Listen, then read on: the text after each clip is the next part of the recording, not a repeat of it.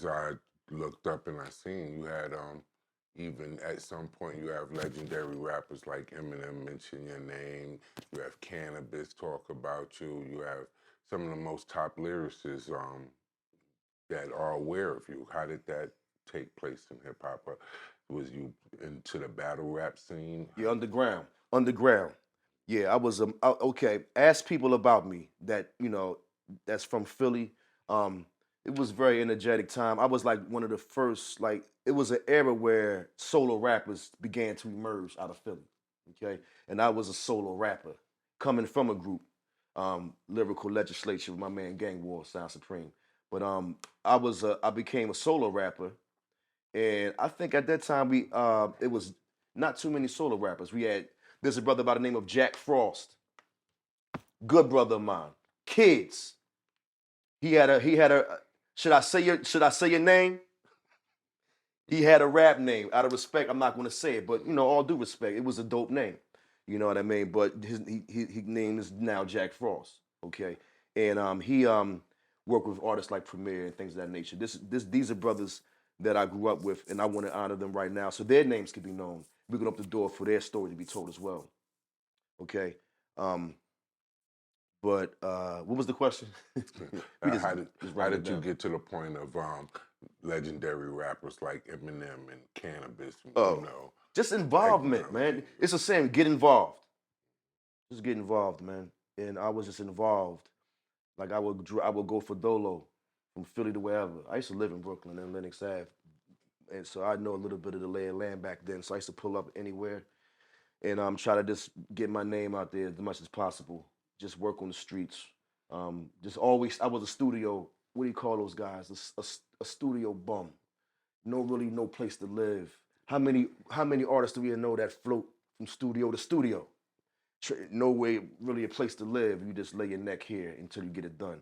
So when it comes to like I worked with a few people. I got with Jazzy Jeff a few times, and left my music around him, and we vibed a lot down at DreamWorks and things of that nature. I believe there was some involvement with Eminem and Jazzy Jeff at one point. But the thing with Eminem, Slim Shady, Marshall Mathers, dude, I can break that down for you real quick. Um, This is a cat named Redman, and there was this cat named Tretch. These guys, me. You know what I'm saying, man? That was me. Like they resonated with my soul. Okay. So what you see here is artists in this era contending for the bones of Redman, contending for the bones of Tretch, the same way we contended and contend still for the bones of Moses. You're not rappers, you're more than that. So, in saying that, I thought I was Redman. I was the next Redman. I thought I was Tretch. I was the next Tretch. So, when you take two individuals who study artists, right, and you say, hmm, hmm, I'm talking about Eminem. Obviously, because out of his own admission, he loves Tretch and he's a fan of Tretch. He said that. Yeah, he knows his raps. I don't really know Tretch raps. I mean, I know a lot of his rhymes, but I don't know no man's rhymes to that, like, beginning to end. It's hard for me to do that, man. It's like, every now and then I can say a rhyme from beginning to end, but it's pivotal punchlines, what I remember. Okay? Redman, same deal. So when you take an Eminem in Outsiders, open up their jersey, you know what I'm saying? You know how Eminem and Rod Digg and them, all of them was in the rap group, correct? Yes. All right, so Redman opened up our minds, man. We were scared, we were stiff, we were walking on eggshells trying to be perfect rappers. So the brother Redman came and introduced us to a whole new way of expressing ourselves, not trying to be so perfect. So he resonated with me well. So then it trickles down to the brother Eminem, to the cat Eminem's, pardon me. And we kind of were in a place where I'm the next Redman. No, I'm the next Redman. Wow. Okay. I am the next Tretch. No, I'm the next Tretch. So as you said in one of your interviews with Smith and Wesson, in my child mind, Yes. I was like, no, I'm the next Red Man, not you. And who the hell are you anyway? He said, because he had a mixtape he put out in the underground. It was kind of ill. We were putting mixtapes out. And somebody said, yo, this cat, man, this guy Eminem, he sounds like you. And I used to hear that a lot, frequently. And I never heard him. I was like, okay, cool. That's what's up. A lot of people, they used to compare me to MF Doom as well. So I fell back and just kept doing my shit. Then one day I actually heard it. I'm like, okay, it's a little bit. I see what he's trying to do. Bait you in. Yeah, I see where he's going with this. He's trying to rap. You know, so this is before he dropped an album. He was doing mixtape stuff. My man Chief Kamachi, peace. Yeah, he was doing mixtape stuff. You know, so working, trying to, you know, create his avenue and his lane. So, you know, Eminem was one of those cats where he used to study a lot of artists. He had albums that sound like all type of stuff. So, you know, like I said, it's a competition thing, man. You know, hey, who was the best? Who was the best? You know, a lot of people would say I was unfuckwittable, and as far as lyrically. So there was a time when, going back to the story I was going to say, L.E. Square, the producer for 100X, was going. He said, "Yo, man, we about to go see Dre." I said, "What Dre? Who you talking about?" Dr. Dre. I'm like, "Okay, cool. Do I need a prescription?" You know? But no, seriously though, like I'm saying, yo, Dr. Dre, great. So he come to the crib, pick up my mixtape. Pick up my mixtape. And it was 64 so songs. He comes to your house to pick up yes. the tape? He's in the car. They have a car load of brothers. Not Dre, L.E. Square, producer for 100X, Pharrell's cousin. So they come pick up the tape. 64 songs. And I tell you, the binder was this big. It had a label in the front, a label in the back. And I tell you, everybody in the hood cussed me out. What's wrong with you, man? Why would you do that? And none of my stuff was copywritten, you understand? Like, so I send the music off, like, I can recreate it. If they steal it, so what?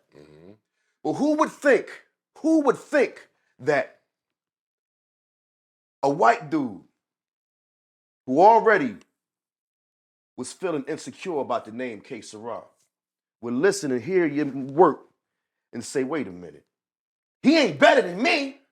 No, of course not. And, you know, we spiritual people. You know what I'm saying? We spiritual people. So when you hear people listen to us, you get insecure by the power that comes with us. So upon deliverance of this CD, I get a call. Hey, yo, Ksrrah, man, you done killed 89 people in this album. We only got halfway through. That's never going to blow. Okay, it's my expression, bro. You'd rather me put it on paper. Trust me.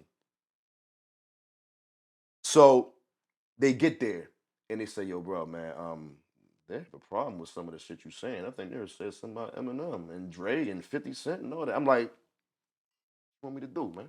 I don't know these people. I don't know you. I'm not trying to be your friend. Remember DMX, we used to say, yo, what happened to them days, man? You know, competition. What is this shit? Kiss your ass, this person, that person. You my friend, you my friend. Nah, man. I don't want to be your friend. I want to destroy what you're saying because it's bullshit. That was the mind frame. So when I sent the package, I guess it was a few lines in there that might have been, you know, edgy, like saying, you know, edgy things. So I guess that started a small feud, you know, and Makes then sense. yeah, then you see that, you know, Eminem don't perform in Philly. Why is that? Because it's my city. And now I guess after this he will. That makes sense. So he got a wind of your CD and he heard it and he took offense. But that mean that if he took his time out to mention you, you must have been on the level. So bam, I'm coming home. I'm a car detailer. Very, very, very, very tired. It's like 6 o'clock. I did 30 cars detailing cars, right? I live in Overbrook. That's funny. I'm living in Overbrook now at the time as an adult. Coming in the house, all I hear is doom, doom, ch, doom, doom, ch. Cinderella, man. That's what the beat I made, right? Then I heard I'm going in the door with my key, and I heard, I'm the next Ksrrah. Consider me this last goodbye. Big Bird. I'm like, Big Bird rapping? So my man Just in Case said, he talking about you, nigga. I'm like, yeah. He said, you better come back, but you hit him with a response. I'm like, bro, I got work 6 o'clock in the morning tomorrow. What shall I profit from doing this, man? So there goes the chastisement with the homies. Like, yeah, you ain't no rapper. I'm like, yo, bro, I've already predated the diss. Listen to the music. I don't have to write anything else. It's done. Just play the music. So I'm back to life. So you know, brothers is like, that was my reputation, you know, as far as that Eminem situation is concerned. I don't want to dwell on that too long. But he's the guy that I wanted to work with, but their team took offense to my lyrics, and they want to talk. Like you got Eminem talking about Lauryn Hill, like that's one of our queens, talking about all our legends, Michael Jackson, Eminem, this guy. Okay, so how the hell you gonna be offended when I say something that might be contrary to your thinking? Like, this is my culture, baby. You don't come in here talking about my legends and think you can get away with it. And that still stands today. Do you remember the line that you might have said, though? Kinda. Hold on. Might have been, keep the Eminem with me. But I keep an Eminem with me. And I ain't talking my Marshall Mathers. That ain't no, that's just like saying, look, I keep my gun with me, but I ain't talking about my man Gunner. Yeah. I'm talking about my gun. Yeah. So, you know, but because that dude is insecure, and if you fart in the wind in the wrong direction, he think it's meant to be for him. Yeah. So he went and he said he thought he had a body with me, but all you did was give me props, man.